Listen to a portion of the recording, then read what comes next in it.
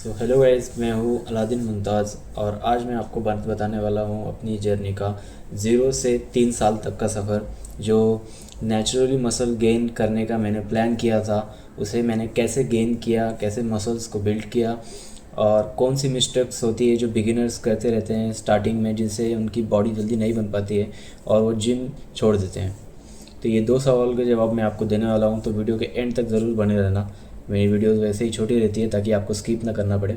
चलते दोस्त 3 साल पीछे। 3 साल पहले जब मुझे मसल गेन करना था, यानी कि जब मैंने फ़ैसला किया था कि मैं बॉडी बिल्डिंग करूँगा या फिर मुझे फ़िटनेस के इसमें जाना है, तो उसमें सबसे पहले चीज़ कॉन्स्टेंट थी कि मैं पहले मोटा था, तो इसलिए मैंने रनिंग और एक्सरसाइज स्टार्ट की। उसके बाद मैं स्किनी हुआ पहले, कि ये बेवकूफ़ी है जानता हूँ, लेकिन मैंने अपने हिसाब से किया था। पहले मैं स्किनी हुआ, फिर स्किनी होने के बाद मैंने उस पतले बदन पे सिर्फ मसल्स गेन करना की शुरुआत की। अब यहाँ पे होता ही है दोस्तों कि मसल गेन करना ये बिगिनर्स के लिए कोई आसान काम नहीं होता है, क्योंकि मसल गेन्स करने में आपको एक्चुअली क्या करना है, क्या खाना है, कौन सी एक्सरसाइजेस करनी है, कितनी करनी है, ये कोई आपको ढंग से नहीं बताता। यहाँ की कोई इन्फ्लुएंसर्स भी आपको क्लियरली नहीं बताते, जो इस वीडियो में मैं आपको बताने वाला हूँ। सो पहली चीज़ ये रहती है कि बिगिनर्स के माइंड में, और अक्सर जो भी वर्कआउट्स वगैरह करते हैं उन सभी के माइंड में ये एक चीज़ कांस्टेंट रहती है कि उनको लगता है कि वो ज़्यादा एक्सरसाइज करेंगे तो उनकी बॉडी बन जाएगी, और यही सबसे गलत चीज़ होती है।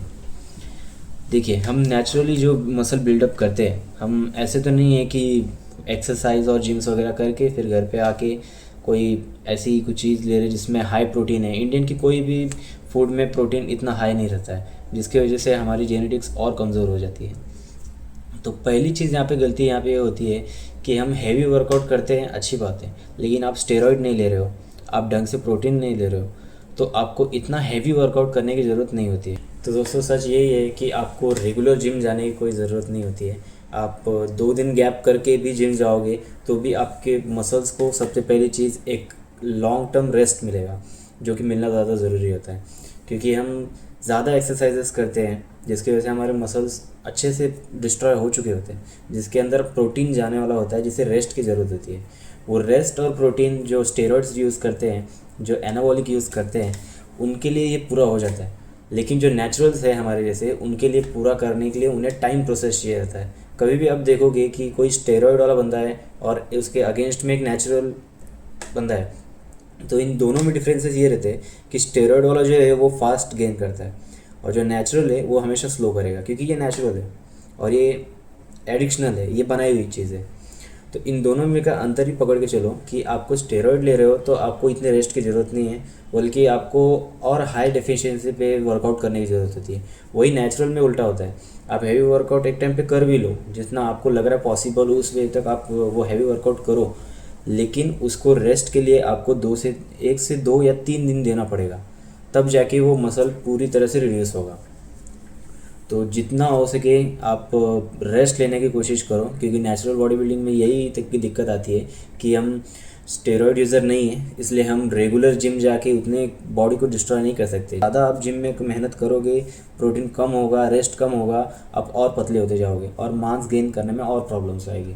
तो आते हैं अपने तीसरे पॉइंट की तरफ। तीसरा पॉइंट ये कि आपको खाना क्या है मसल गेन करने में, क्योंकि अक्सर ये होता है कि हम वर्कआउट में और बाकी सब चीज़ों पे ध्यान दे देते हैं, लेकिन हम प्रोटीन इंटेक पे ध्यान नहीं देते, और प्रोटीन इंटेक पे ध्यान दे भी देते हैं तो अदर न्यूट्रिशंस पे ध्यान नहीं दे पाते, जो कि आपके बोन्स को डैमेज करता है। मेंटल स्ट्रेंथ होती है, जो माइंड कनेक्शन होता है, वो ख़राब हो जाता है। तो आपको इसमें, अगर आप नॉन वेजिटेरियन हो तो आपके पास वैरायटी है, जैसे कि चिकन है, फ़िश है, ऑमलेट है, एग है।